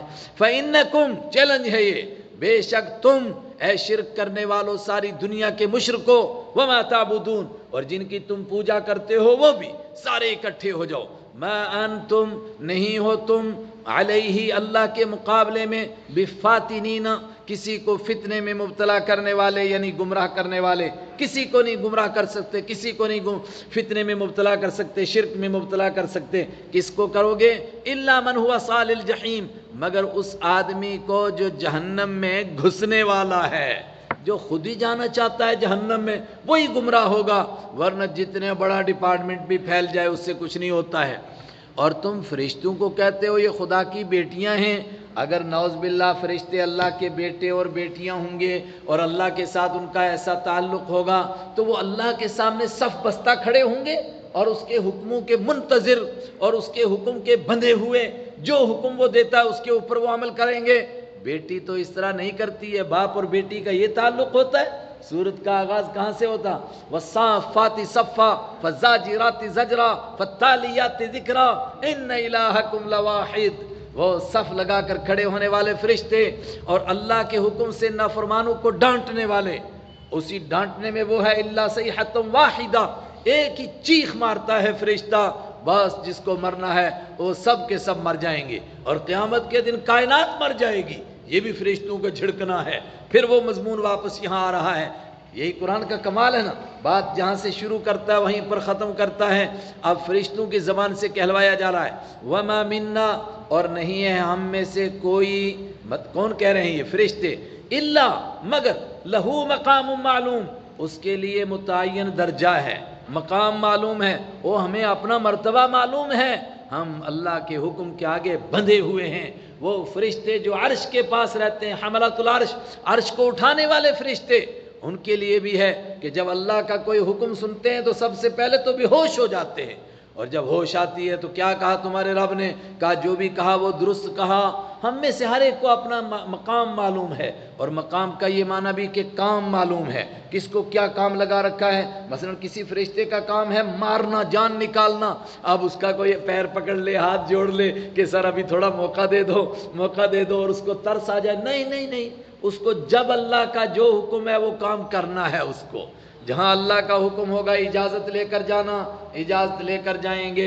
اور قرآن حدیث سے دو ہی جگہ اجازت معلوم ہوتی ہے، ایک اگر ملک الموت اجازت لے کر آئے تو میرے اور آپ کے آقا حضرت محمد عربی صلی اللہ علیہ وسلم کے ہاں، اور دوسرے ملک الموت اگر اجازت لے کر آئے تو موسیٰ علیہ السلام کے پاس، جب انہوں نے تھپڑ مارا ملک الموت کو اور ایک آنکھ ہی نکل گئی، مگر وہ بھی اللہ کے حکم سے موت کا فرشتہ اجازت لینے کے لیے آیا، ورنہ وہ اجازت نہیں لیتے ہیں، جو اللہ کا حکم ہے ان کو وہی کام کرنا ہے، وہاں اللہ کا حکم تھا کہ اجازت لے کر کے جاؤ۔ وما منا، اور ہم میں سے نہیں ہے کوئی الا مگر لہو مقام معلوم، اس کے لیے متعین مقام ہے، وَإِنَّا لَنَحْنُ الصَّافُّونَ، اور ہم تو بے شک اللہ کے سامنے صف بستہ ہیں، صف لگا کر کھڑے ہیں، وَالصَّافَّاتِ صَفًّا، وہاں آ گئی بات، وَإِنَّا لَنَحْنُ الْمُسَبِّحُونَ، ہم تو اس کے سامنے صف لگانے والے، وَإِنَّا، اور بے شک ہم، لَنَحْنُ، ضرور بضرور ہم، الْمُسَبِّحُونَ، تسبیح کرنے والے ہیں، فَالتَّالِيَاتِ ذِکْرًا، وہاں گزران اللہ کے ذکر کی کیا کرنے والے، تلاوت کرنے والے، ہم خدا کی بیٹیاں، ہم حاجت روا، مشکل کشا اور عبادت کے لائق ہو جائیں، کیا عجیب بات کر رہے ہو، وَإِن كَانُوا لَيَقُولُونَ، اور اب آخری بات، عجیب بات ہے، مکہ والے کہا کرتے تھے جب تک قرآن پاک نہیں آیا تھا، اور قسمیں کھاتے تھے، اور قرآن پاک نے اس کو بار بار بیان کیا کہ ہائے افسوس، تورات یہودیوں کو ملی، ہم کو نہیں ملی، ہائے افسوس، انجیل عیسائیوں کے پاس ہے، ہمارے پاس نہیں، اگر ہمارے پاس کوئی آسمانی کتاب ہوتی لَكُنَّا أَهْدَىٰ، ہم سب سے زیادہ ہدایت یافتہ ہوتے، لیکن ہمیں کوئی کتاب نہیں ملی۔ قرآن پاک نے کہا اب کتاب آ گئی، قرآن آ گیا، اب تم اس کے منکر بن گئے۔ وَإِن كَانُوا، اور بے شک ضرور بضرور وہ، لَيَقُولُونَ، ضرور کہا کرتے تھے، لَوْ أَنَّ عِندَنَا، اگر ہوتا ہمارے پاس، ذِكْرًا مِّنَ الْأَوَّلِينَ، پہلے لوگوں کا ذکر ہوتا، نصیحت ہوتی، ان کی طرح ہمارے پاس بھی کتاب ہوتی، لَكُنَّا عِبَادَ اللَّهِ الْمُخْلَصِينَ، تو ہم ہو جاتے اللہ تعالیٰ کے خالص کیے ہوئے بندے۔ اور اب کتاب ملی، امام الانبیاء ملے، تو نتیجہ فَكَفَرُوا بِهِ، تو جب قرآن آیا، حضور اکرم صلی اللہ علیہ وسلم آئے، تو نتیجہ یہ نکلا، کفروا، انکار کر دیا انہوں نے، بھی اس کا، فَسَوْفَ يَعْلَمُونَ، ان قریب ان کو پتہ چل جائے گا۔ یہ بات مکہ کی سورت مکہ کے ابتدائی دور کی ہے، مکہ کے ابتدائی دور میں یہ کہنا کہ ان قریب ان کو پتہ چل جائے گا، مطلب جس طرح قوم لوط تباہ ہو گئی، لوط علیہ السلام کامیاب ہوئے، ابراہیم علیہ السلام کامیاب ہوئے، نوح علیہ السلام کامیاب ہوئے، رسول اکرم صلی اللہ علیہ وسلم بھی کامیاب ہوں گے، یہ ناکام ہوں گے۔ بات بڑی عجیب سی لگتی تھی، تو قرآن نے زور دے کر کہا، وَلَقَدْ سَبَقَتْ كَلِمَتُنَا، وَلَقَدْ، اور یقیناً پکی بات ہے، سبقت، پہلے سے طے ہو چکی ہے، کلمتنا، ہماری بات، لعبادنا المرسلین، ہمارے بھیجے ہوئے رسولوں کے لیے پہلے سے طے ہو چکی ہے بات۔ کیا طے ہو چکی ہے؟ رسولوں کے مشن کو کوئی ناکام نہیں کر سکتا ہے، وہ کامیاب ہو کر رہیں گے۔ کیا ہے؟ انہم لہم المنصورون، بے شک وہ، لہم، ضرور بضرور انہی کے لیے بات طے ہے، المنصورون، کہ وہ ضرور بضرور مدد کیے جائیں گے، اللہ کی طرف سے ان کی مدد ہوگی، اور جب اللہ کی طرف سے مدد ہوگی تو کوئی ان کو ہرا سکے گا؟ اللہ کی طرف سے مدد کا مطلب اللہ کے لشکر آئیں گے، وَإِنَّ جُنْدَنَا، اور بے شک ہمارا لشکر، لَهُمُ الْغَالِبُونَ، ضرور بضرور وہی غالب آنے والے ہیں، ان کے لیے ہی یہ بات طے ہے کہ وہ غالب آ کر کے رہیں گے، پھر میرے حبیب کو کوئی ناکام کر سکتا ہے؟ فَتَوَلَّ عَنْهُمْ، اے میرے نبی صلی اللہ علیہ وسلم، اگر یہ نہیں مانتے، نہ مانے، فتولا، آپ منہ موڑیے، عنہم، ان سے، حتی حین، تھوڑی سی مدت کے لیے، ذرا انتظار کرو، ذرا انتظار کرو، ابھی معاملہ حل ہو جاتا ہے۔ اور ہوا معاملہ حل، آخر آپ کی ہجرت پیش آئی، اور ہجرت کے بعد بس 8 سال گزرے اور مکہ فتح ہو گیا۔ کس طرح اللہ کی مدد آئی؟ وَإِنَّ جُنْدَنَا، اور بے شک ہمارا لشکر، لہم، ضرور بضرور ان کے لیے یہ بات طے ہے، الغالبون، وہ غالب آنے والے ہیں۔ فَتَوَلَّ عَنْهُمْ، تو منہ موڑیے ان سے، حتی حین، ایک وقت تک، وَأَبْصِرْهُمْ فَسَوْفَ يُبْصِرُونَ، وَأَبْصِرْ، اور آپ دیکھیے، ہم ان کو، فَسَوْفَ يُبْصِرُونَ، ان قریب یہ بھی دیکھیں گے اللہ کی مدد کو آتے ہوئے۔ جب اللہ کی مدد آتی ہے تو کس طرح آتی ہے؟ اب پیچھے حضرت نوح علیہ السلام کا قصہ، ابراہیم علیہ السلام کا قصہ، موسیٰ علیہ السلام، ہارون علیہ السلام، الیاس علیہ السلام، لوط علیہ السلام، یونس علیہ السلام، ان سب کا قصہ کہہ کر کے یہ بات سمجھانا مطلب کیا ہے کہ دیکھ لو جس طرح وہاں مدد آئی تھی اس طرح یہاں بھی مدد آ کر کے رہے گی۔ اللہ اکبر، کیسا یقین بنایا جا رہا تھا قرآن کے سائے میں، جو یہ ایمان بن رہا تھا کیسا ایمان ہوگا۔ اسی لیے کہا نا کہ فتح مکہ سے پہلے جو ایمان لائے اور انہوں نے جو اللہ کے راستے میں خیرات کی، اس کے بعد آنے والے احد پہاڑ کے برابر بھی سونا خرچ کر دیں مگر ان کے مرتبے کو حاصل نہیں کر سکتے ہیں۔ اور صحابہ کو یہ یقین تھا بالکل ایسا ہوگا، اللہ کا دین غالب آئے گا۔ وابصر، اور آپ دیکھیے ہم ان کو، فسوف یبصرون، ان قریب وہ بھی دیکھیں گے۔ تو اس کے اوپر کافر کہتے تھے اچھا ہمیں عذاب کی دھمکی دے رہے ہو، لاؤ کہاں ہے عذاب، کہاں ہے عذاب، کدھر ہے عذاب؟ ابو جہل کہتا تھا امطر علینا حجارۃ من السماء، خدایا اگر یہ دین سچا ہے اور تیرا وعدہ سچا ہے تو آسمان کے اوپر سے ہمارے اوپر پتھروں کی بارش برسا تاکہ ہم کو بھی پتہ چلے یہ دین سچا ہے۔ افبعذابنا یستعجلون، تو کیا وہ ہمارے عذاب کو جلدی مانگ رہے ہیں؟ کیا عجیب قوم ہے، خدا کے عذاب کو جلدی مانگ رہے ہیں، لا عذاب لا عذاب، کہاں ہے؟ اور بار بار کہتے تھے مکہ کے کافر کہاں ہے عذاب، ہے کدھر عذاب، جس عذاب سے تو ڈراتا ہے ہم کو۔ ابھی اگلی صورت میں آ رہا ہے عجل لنا قطنا قبل یوم الحساب، ہمیں کوئی انتظار نہیں ہے قیامت کا، ہمارے کھاتے کا جتنا عذاب ہے محشر کا اور جہنم کا وہ سارے کا سارا ابھی لاؤ تاکہ ہم بھی دیکھیں کیسا ہوتا ہے عذاب۔ اللہ اکبر، اللہ فرماتا ہے میرے عذاب کو جلدی مانگ رہے ہیں، میرے عذاب کو کیا سوچ رہے ہیں؟ عذاب میں کون سی چیز ہے جس کو جلدی مانگنا چاہیے؟ جب عذاب آئے گا تو پھر اس میں نظر آئے گا کیا چیز تھی، کس کو مانگ رہے تھے۔ افبعذابنا، تو کیا وہ ہمارے عذاب کو یستعجلون، جلدی مانگ رہے ہیں؟ اگر جلدی مانگ رہے ہیں تو سنو، فَإِذَا نَزَلَ بِسَاحَتِهِمْ، فَإِذَا، تو جب، نزل، اتر جاتا ہے، کون؟ ہمارا عذاب، فَإِذَا نَزَلَ، اور جب اتر جاتا ہے، لیکن تب ترجمہ کریں گے اس وقت کے اعتبار سے جب اترے گا، فَإِذَا نَزَلَ، تو جب اترے گا وہ عذاب، بِسَاحَتِهِمْ، ان کے صحن میں، ان کے آنگن میں وہ عذاب اترے گا، فَسَاءَ صَبَاحُ الْمُنذَرِينَ، تو بہت بری ہوگی صباح المنذرین، جن لوگوں کو ڈرایا گیا تھا ان کی صبح، ابو جہل، عتبہ، شیبہ، ولید، جن کو آگاہ کیا گیا ان کی صبح بہت بری ہوگی جب عذاب آئے گا۔ کون سی چیز ہے عذاب میں سے جس کو جلدی مانگ رہے ہیں؟ فَإِذَا نَزَلَ، تو جب اترے گا، بِسَاحَتِهِمْ، ان کے صحن میں، ان کے آنگن میں، فَسَاءَ، تو کتنی بری ہوگی، صباح المنذرین، ان لوگوں کی صبح جن کو ڈرایا گیا تھا۔ وَتَوَلَّ عَنْهُمْ، پھر دوبارہ قرآن کہتا ہے منہ موڑ لیجئے، عنہم، ان سے، حتی حین، ایک وقت تک، مطلب ان کے تانوں کو برداشت کرتے رہیے، ان کی کڑوی کسیلی باتوں کو برداشت کرتے رہیے اور اپنا کام ڈنکے کی چوٹ پر اللہ کا دین پہنچاتے رہیے، اپنا کام کرتے رہیے، ان سے گھبرانے کی ضرورت نہیں۔ وَتَوَلَّ، اور منہ موڑیے، عنہم، ان سے، حتی حین، ایک وقت تک۔ وَأَبْصِرْ، اور دیکھیے، فَسَوْفَ يُبْصِرُونَ، ان قریب وہ بھی دیکھیں گے۔ ہائے ہائے، ایسا ہی ہوا، پھر دیکھا انہوں نے بھی اللہ کا عذاب، اور سارے لوگوں نے دیکھا کس طرح ابو جہل پر عذاب آیا۔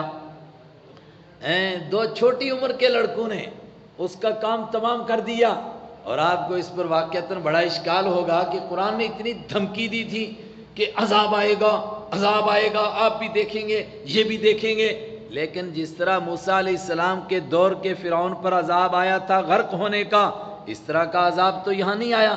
جس طرح قوم لوط پر عذاب آیا تھا، اوپر اٹھایا نیچے پھینکا سب مر گئے، اس طرح کا عذاب تو نہیں آیا۔ جس طرح قوم عاد پر عذاب آیا تھا، 8 دن ان کے اوپر ہوا مسلط رہی، اس طرح تو عذاب نہیں آیا ابو جہل کے اوپر بدر میں۔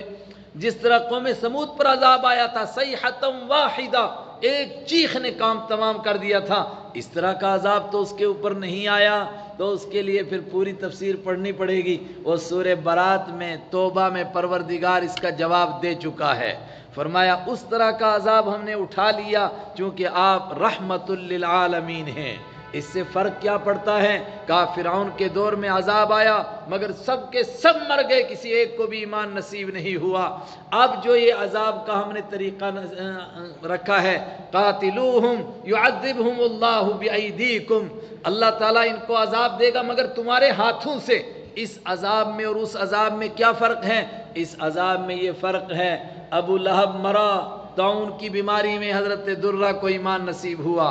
عقبہ بن ابی معیط مرا، خدا کے عذاب میں ایک کانٹا لگا، وہی کینسر بنا، اسی میں تڑپ تڑپ کر کے مر گیا، لیکن اس کی بیٹی ام کلثوم کو ایمان نصیب ہوا۔ ابو جہل مرا بدر کے اندر، اس کے بیٹے اکرمہ رضی اللہ تعالیٰ عنہ کو ایمان نصیب ہوا۔ امیہ مرا، اس کے بیٹے کو ایمان نصیب ہوا۔ ولید مرا، اس کے بیٹے حضرت خالد رضی اللہ تعالیٰ عنہ بن گئے۔ فرمایا یہ فرق ہے، چونکہ آپ رحمت للعالمین ہیں، اب آپ کے آنے کے بعد سب کے سب کو ملیا میٹ کر دیا جائے، ایسا نہیں ہوگا۔ کچھ جو بڑے بڑے خطرناک قسم کے ہیں ان کو سزائیں دی جائیں گی، باقیوں کے لیے عبرت بنے گا، پروردگار ان کو بھی اس کے ذریعے سے ایمان نصیب کرے گا۔ اور سورت کا ختم کیسے کیا جا رہا ہے؟ میں نے پچھلی سورت میں کہا تھا کیسے ختم کیا جاتا ہے کہ آدمی بس انگلیاں کاٹتے رہ جاتا ہے۔ کیا بات سن رہا تھا، کاش کہ یہ اور چلتی آگے، کیا بیان ہو رہا تھا۔ اس طرح کی باتوں پر ختم کیا جاتا ہے کہ پوری سورت کا نچوڑ کیا ہے؟ سبحان ربک رب العزت عما یصفون وسلام علی المرسلین والحمد للہ رب العالمین۔ اللہ اکبر۔ اور ان آیتوں کی حدیث میں بڑی فضیلت بیان ہوئی ہے۔ حضرت علی رضی اللہ تعالیٰ عنہ فرماتے ہیں اکثر آپ فرض نماز کا سلام پھیرتے تو پڑھتے سبحان ربک رب العزت عما یصفون، اور ایک دوسرے موقع پر حضرت انس رضی اللہ تعالیٰ عنہ غالباً ان سے روایت ہے، فرمایا آپ جب مجلس سے اٹھتے تو پڑھتے سبحان ربک رب العزت عما یصفون۔ ان تین آیتوں کے اندر پوری سورت کا مضمون ہے۔ کیا سورت کا مضمون تھا کیا؟ ایک طرف انبیاء کرام کی تعریف تھی کہ انہوں نے اللہ کے دین کا پیغام پہنچایا، اور دوسری طرف اللہ کی توحید تھی، بس دونوں باتوں کو بیان کر دیا۔ سبحان، پاک ہے، ربی کا تیرا رب، رب العزتی، جو عزت والا رب ہے، غلبے والا رب ہے، جس کو وہ چاہتا ہے اس کو عزت ملتی ہے، جس کو وہ چاہتا ہے وہ غالب آتا ہے، اور جس کو وہ ملیا میٹ کرنا چاہتا ہے وہ دیکھ لو قوموں کا کیا حال ہوا، کس طرح مٹ گئے۔ پاک ہے وہ کس سے؟ اما یصفون، ان تمام شرک کی باتوں سے جو لوگ بیان کرتے ہیں۔ یہ تو تیرے رب کی شان ہے، اور جنہوں نے رب کا یہ پیغام پہنچایا، سلام علی المرسلین، اور سلام ہے اللہ کی طرف سے ان تمام لوگوں پر، ان انبیاء کرام پر، المرسلین، جو بھیجے ہوئے تھے کہ انہوں نے اپنے مشن کو پورا کیا، کامیاب رہے، اللہ کی طرف سے ان کو یہ تحفہ مل رہا ہے، سلام علی المرسلین۔ اور آخری بات کیا ہے؟ والحمد للہ رب العالمین، اور تمام تعریفیں اللہ کے لیے جو جہانوں کا رب ہے، کہ پورے جہان میں کسی کی بھی تعریف کی جائے گی، حقیقت میں تعریف کس کی ہوگی؟ وہ اللہ کی ہوگی۔ شروع میں بتا چکا، والحمد للہ، اور تمام تعریفیں للہ ہی، اللہ ہی کے لیے ہیں، رب العالمین، جو سارے جہاں کا پالنے والا ہے، جو سارے جہاں کا مالک ہے، جو سارے جہاں کا خالق ہے، جو سارے جہاں کا بادشاہ ہے، سارے معنی اسی کے اندر۔ وآخر دعوانا الحمد للہ رب العالمین۔ یوں سورہ صافات پوری ہو گئی۔ اس کا نچوڑ بھی ایک مرتبہ عرض کر دیتا، لیکن وقت پورا ہوا، اور مجھے لگتا ہے موٹے طور پر بار بار بات آئی تو آپ کو یاد ہوگی، اور قرآن نے خود نچوڑ پیش کر دیا۔ والصافات سے بات شروع کی، اور آخر میں کیا کہا؟ وَإِنَّا لَنَحْنُ الصَّافُّونَ والصافات صفا فالزاجرات زجرا فالتالیات ذکرا۔ آخر میں کیا فرمایا؟ وَإِنَّا لَنَحْنُ الْمُسَبِّحُونَ۔ تو کل سے انشاءاللہ سورہ صاد، اور سورہ صاد میں یہی توحید کا مضمون، مگر زبردست انداز اس کا تھوڑا اس سے بھی آگے بڑھا ہوا، بلاغت اور فصاحت میں بھی ایسا لگتا ہے کہ اس سے بھی آگے۔ اللہ اکبر۔ افطار کر کے جایا کرو بھائی، اتنی دیر یہاں بیٹھے، اب افطار بھی یہاں کرو، باہر جا کے کیا کریں گے؟ اللہ کے ذکر میں مشغول ہو جاؤ، دعا میں مشغول ہو جاؤ، زیادہ سے زیادہ 10 منٹ بھی نہیں، اس سے بھی کم ہے، اس کے بعد افطار کر کے جاؤ۔